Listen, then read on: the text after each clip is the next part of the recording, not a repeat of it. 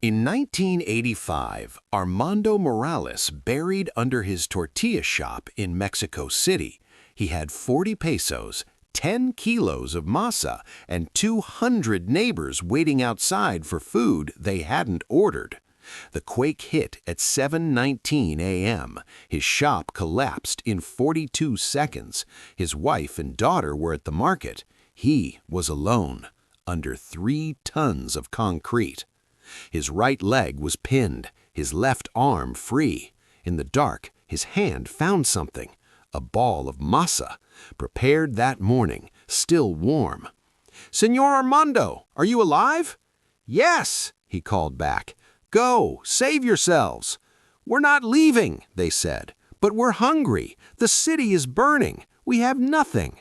Armando looked at the masa.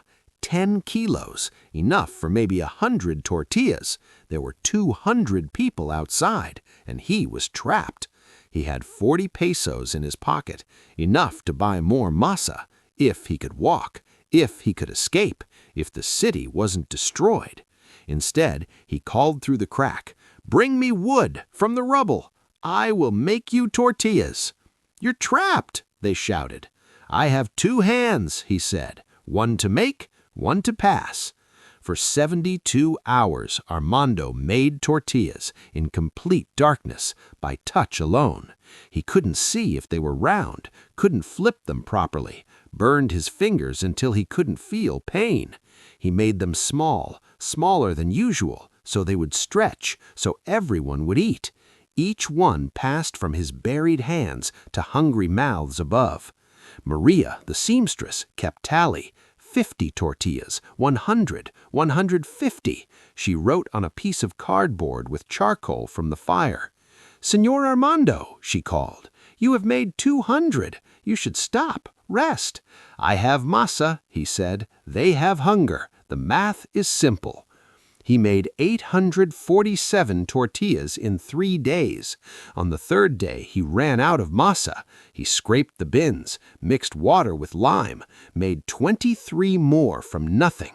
When they finally lifted the beam, Armando was unconscious, his right leg crushed, his hands still in the shape of pressing dough. Doctors said he should have died from dehydration, from infection, from exhaustion. But 200 people took turns feeding him water through the cracks, wiping his face, telling him, "One more, Señor Armando, make one more." He woke to the smell, fresh tortillas, made by Maria, by the neighbors, by strangers who heard the story. The city brought him masa while he slept, 10,000 kilos, piled in the hospital courtyard, "for when you are ready," the note said. They rebuilt his shop first, not because he was special, but because he proved that some things cannot be buried.